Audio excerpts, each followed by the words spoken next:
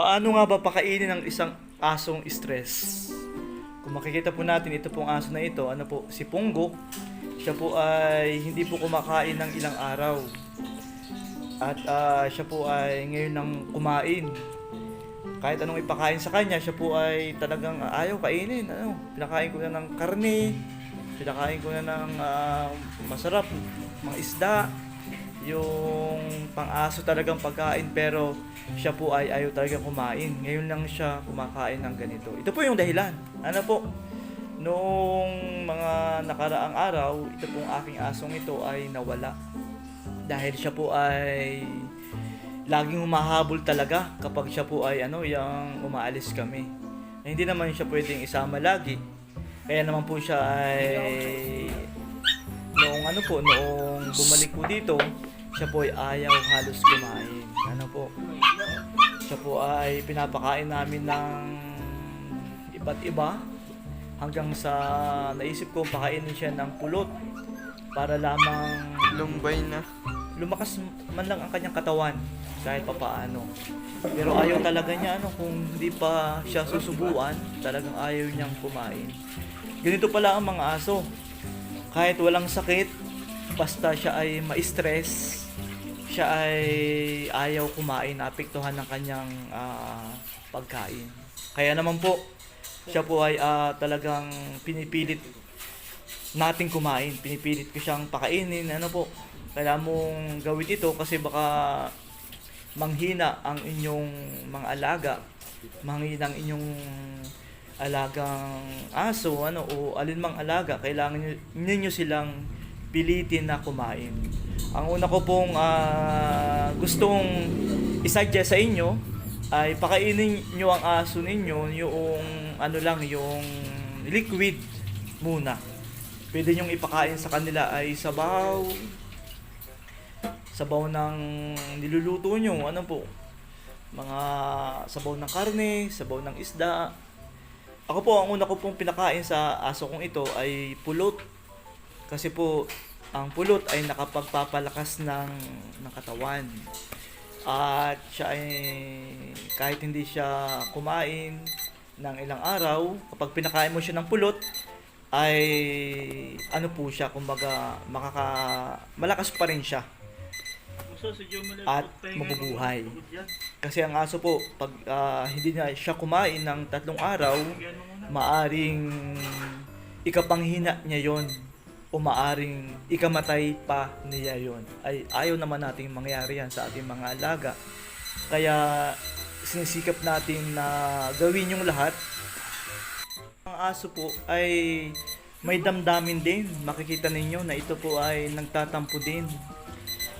Kaya nung bumalik ito sa amin, although na-recover namin itong aso na ito, siguro iniisip niya na hindi siya hinanap ng kanyang mga amo. Ay ang totoo, kami ilang araw na naghahanap sa kanya. Akala nga namin siya ay kinatay na ng mga tao na kumakain ng aso. Pero nagpapasalamat kami kasi yung nakakita sa kanya ay mabuting tao na nag-aalaga din pala ng aso. At kasi ito ay ipinost namin sa Facebook. Salamat na lang dahil may Facebook ngayon na nung pinost namin ito ay may nakakita at tumawag sa amin yung nakakita na nasa kanila nga daw yung aso. Na akala nga nila ay wala na maghahanap kasi parang gusto na nilang ampunin itong aso na ito. Pero syempre kami ay mahal namin itong asong ito at ito ay sa amin talaga lumaki.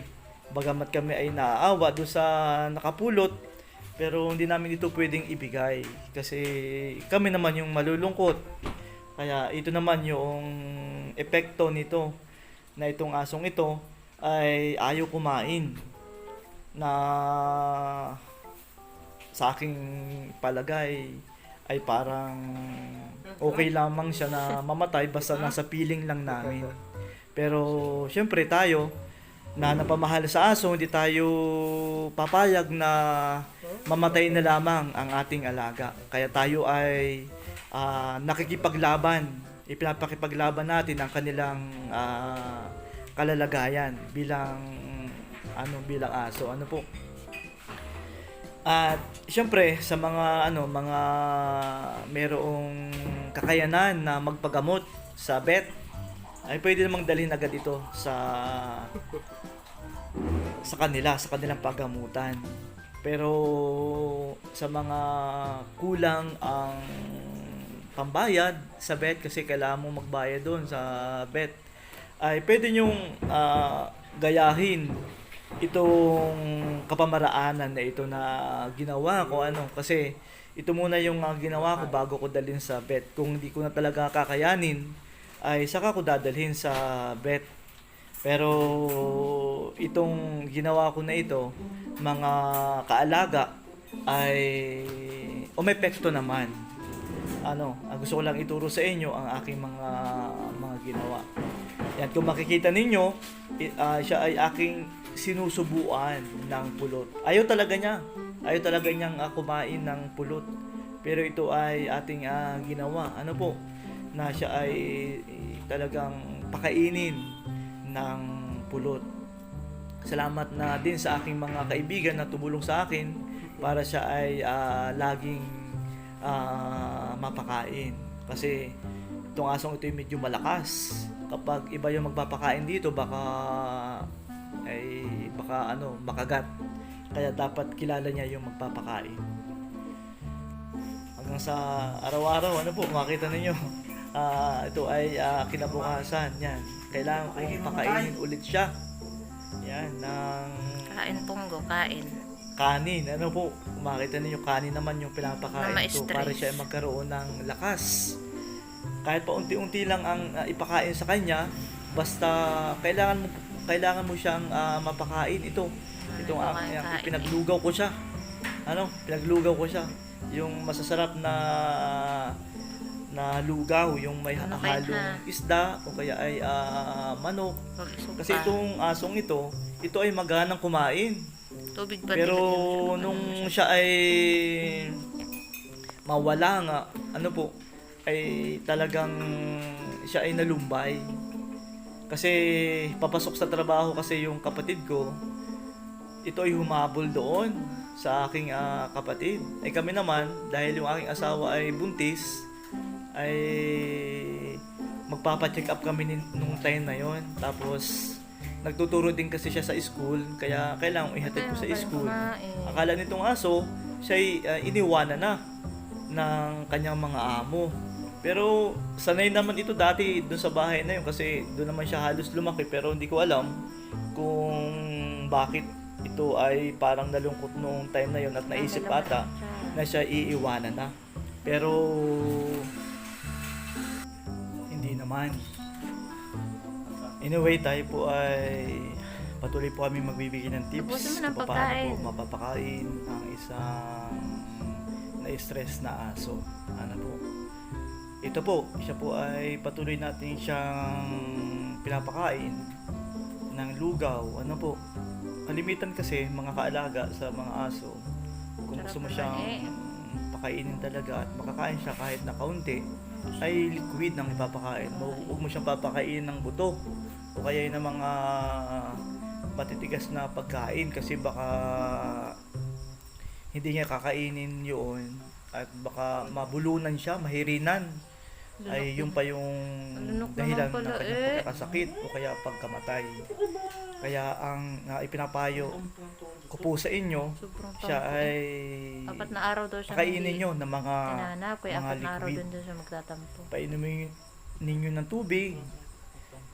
Ang ginawa ko sa kanya, siya talaga ay pinagtiyagaan ko araw-araw na pakainin para hindi siya manghina ang katawan. Minsan po, tama na, parang 4 na araw ka nang nagtatampo, kayo tama na. Talagang pilitin nyo na kumain. Yan yung isa sa tips. Pilitin nyo siya na kumain na pakonti-kunti lang naman. Huwag nyo naman siyang pakainin ng sobra-sobra at baka makasama din naman sa kanyang appetite. Hindi ko po alam ang Yun to siya. mga aso kapag sila ay na-stress kung ano ang pakiramdam talaga nila. Pero sa na-experience ko po, ang aso kapag na-stress siya, yung kanyang stomach ay apektado. Siguro kapag nasusobrahan siya ng kalungkutan, talagang nahihirapan siya sa pagkain. At napatunayan ko din na hindi naman kailangang dalhin mo agad sa vet para siya ay gumaling. Pwede naman siyang tulungan mo na kumain. Iniisip ko nga na baka iniisip niya na nawawala pa rin siya. O baka mayroon pa siyang yung tinatawag na na shock. Na-shock pa siya kaya siguro parang feeling niya wala pa rin siya dito sa kanyang amo. Kaya kailangan siyang tulungan araw-araw. Papalambing. kung Papalambing yan. ma-at-home Dito siya. sa nakaraan. At pumunta siya doon sa realidad na siya ay nakauwi Dati na kang tao, ano? talaga. At ito po, nawa po ay Dating tao si nakatulong Panga. po ang animal care sa inyong mga aso. Maaring magkaganito ang inyong aso. Huwag po kayong mag-alala kasi hindi naman ito malubhang sakit. Kung meron naman kayong kakayanan na ipa-vet para sigurado sila, dalhin nyo agad sa vet. Pero kung sakali na wala kayong kakayanan na magdala dun sa vet kasi may bayad talaga yon, ay subukan nyo muna itong mga remedies na itinuro po namin. Ano po? Yung una po ay syempre siya ay kalingain mo, amu-amuin mo siya. Tapos pwede mo siyang kausapin kahit na papaano. At pakainin mo siya paunti-unti. Hanggang sa mamamalayan mo na lamang na siya ay kumakain na. Katulad nitong aking alaga, ito pong si Punggok na kumakain na. Actually siya ay namayat, dahil ilang araw siyang hindi kumakain. Pero salamat naman sa Panginoon kasi siya ay kumakain na ngayon. At ito ay makakabawi na. Ang ipinakain ko nga pala sa kanya, mga kaalaga, ay isda na nilagay ko sa kanin. Talagang sariwang-sariwa yun. At pakalipas nga po ang ilang araw, ito po yung aking aso, si Punggok. Bumalik na po ang kanyang katawan, bumalik na ang kanyang sigla. Hindi ko po dinala sa vet. Yan po ay dahil lang sa pag-aalaga natin araw-araw.